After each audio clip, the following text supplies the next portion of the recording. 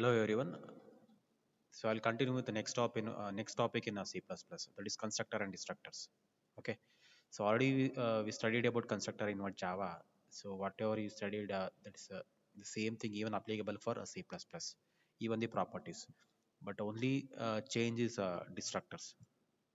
Okay, we'll see what is the destructors. Uh, First, I think you know what is the need of for constructor. What is the need of for constructor? Constructors are used to initialize the data numbers whenever object got created.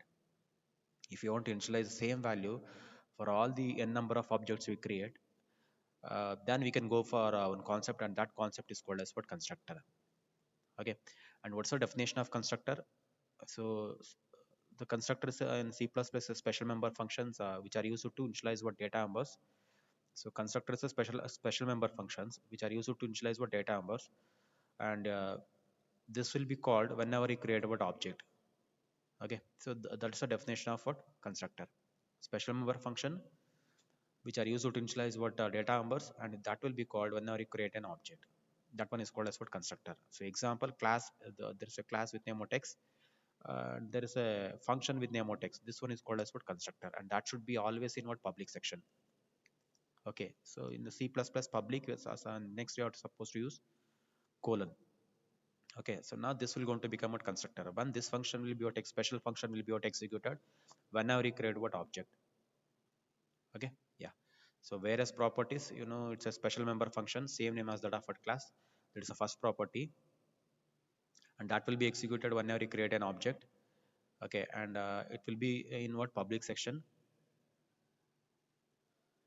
Okay, and it cannot be what inherited. So these are the some of the properties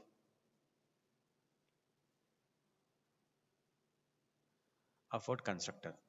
Next, types of constructor. So we have a zero argument constructor, means constructor without any argument. Next one is what parameterized constructor, and the last one is what copy constructor. Zero argument, parameterized, and copy constructor. I think you know what is a zero argument constructor. Constructor without any parameter, that one is called as what zero argument constructor. Okay, and if there is a class x, and if there is a, if I create one function with name same name, that should be not public section. Then that will go without any return type. That will going to become out constructor. See, there is a class x, and the two data numbers m and n. In a public section, there is what function with name or text. So since the class name, this one is what same, and there is no return type, this will going to become a constructor. Even the observe here, there is no parameter, so this will going to become a zero argument constructor or a default constructor. Okay, which is used to initialize what data members. See, these two are called as what data members. This one is called as what, these two are called as what member functions, whereas this one is called as what special member function. Okay, see, we created object. What will happen once you create object? So once you create an object, first it will going to allocate space for data members. So we created object ob, so it will going to allocate space for our data members. So object name is what, ob. Object name is what, ob. Okay, with respect to ob, it will going to allocate space for both m as well as what n. It will going to allocate space for what, both m as well as what n. Okay, so next thing, once you create an object, first space will allocate for data members. Next it will going to call what, constructor. So this function will be got executed. So now m will get the value 10 and n will get the value of 20. So m will get the value of 10 and n will get the value of 20. Okay, yeah. So next we are calling what display. This the function will be what called, and it will going to display m is equal to what's the value of what m. You'll get a 10, and what's the value of what 10, n is equal to, you'll get what, 20. That's it. I think your notation you can understand. See out, two less than symbol, this will be what printed, whatever written in a double quote, that will be printed. Here it will going to print the value of m, and new line character means cursor will come to next line. Next, n equal to will be displayed because that is written with a double quote. Then in next n value will be what printed. Okay, yeah. So program to show user defined constructor. This is not good. So next one is what parameterized constructor. I think you know what is the meaning of what parameterized constructor. So this one is called as what, default constructor or zero argument constructor. Why? Because same name as that of what class, no return type, not even void, and within a public section. Okay, just see the difference between Java and this one. Here we are using what? Colon. That's the only difference. Okay, I think you can understand this one. This one is zero argument constructor, and this one is called as what? Parameterized constructor. Why? Same name as that of a class, no return type, not even void. This is also in what? Public section. This public will holds good only holds good even for this particular second function. Okay, and this one is called as a parameterized constructor. Why? Because we are passing what? Parameters. That's it. So you'll see what on simple example. So definition that they are written what outside. So this is the name of the function. We are telling the compiler that this belongs to one class or distance using scope resolution operator. Okay. So if you call, if you create an object by passing parameter, this will be executed. Parameters construct will be executed. If you just create an object, in that case, default constructor will be executed, or a zero argument constructor will be executed. Okay. So there is one more example. Class my class. So the two data numbers. So this one is called as what? Parameterized constructor. And there is a one more special, sorry, member function. This one is called as what? Special member function. I think you can understand. We created an object. So space will got allocated. Next, this will be what? Called by passing 5, 3. So 5 will be assigned to A and 3 will be assigned to what? B. And if you call what show, the value will be displayed. Okay. Yeah.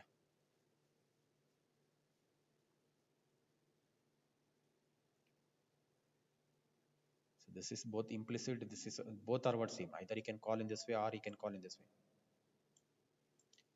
So after object, you can pass what parameter or you can call in this way. Okay. So this is constructor calling through what one more object? OB1. Okay. So either you can go this way or this way. This one is called a implicit parameters constructor calling. This one is what? Explicit parameters constructor calling. Okay. If you call what show with respect to object, corresponding value 5, 3, 6, 7 and 7, 8 will be what? Displayed. This function will be executed and corresponding values will be displayed. I think you can understand. And while using what parameters constructor, you have to be careful. Okay. See, there is a class and X within the text, there's a zero argument constructor as well as what? Parameters constructor. Okay. Now, if you just create an object, then default this will be executed. Okay. I think there's one more better example. We see that one. Okay. See, there's a class X and there are two data numbers and there's a parameterized constructor, but there is no default constructor here. Okay. Precaution when we use whenever there's a parameterized constructor. Okay, there's a display. Now, if you call what, if you create an object and passing a parameter, this will be executed. But if you create an object without passing in any parameter, since there is no default or zero argument constructor here, it will going to throw what error. Okay, so you have to be careful. If there is a parameters constructor, you have to pass what? Parameters. Otherwise, better write zero argument constructor if you are just if you want to create an object. Okay, yeah. So next we'll go with what? Destructor. I think this one is what? New concept, because constructor you already studied in your Java. So destructor is what? New concept. This will be supported only in C++. Java will not support what? Destructor. Okay. So what is the use of what? Constructor? Constructor is a special member function which is used to initialize what? Data numbers whenever object got created. Correct, right? The same way destructor is also a special member function which is used to deinitialize what? Data numbers whenever object goes out of our scope. That one is called as what? Destructor. To deinitialize a destructor, to initialize constructor. Constructor will be executed whenever object got created, and destructor will be executed whenever object goes out of scope. Okay, and how to write what destructors? Just use this symbol. Okay, just use this particular symbol. This is called as a tilde sign, tilde. So before class name, just use what? This particular symbol.